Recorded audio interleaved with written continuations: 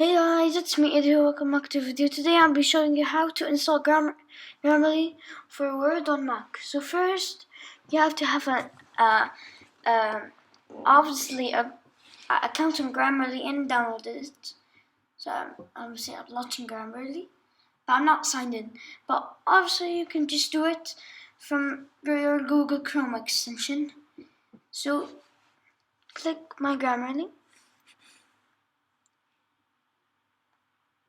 And you have to go to apps. Then you can see I've already installed it, but you can but it would say installed. So get it on Mac, get it now.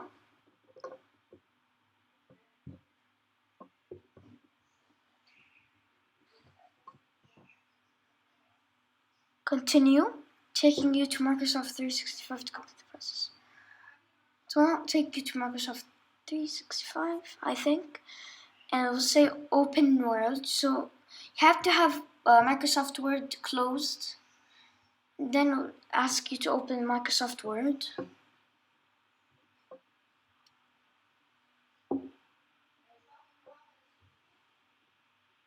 It's gonna be connecting, and now it's just finished connecting. And now I'm just gonna put a blank document, and you can see Open Grammarly. But usually, because this is not the first time that I've installed it, it will come. I've actually saved the file. It will come like this one. Opening it. See, it's installing Grammarly. It will have like that one and a bunch of reminders you have to use it and like that.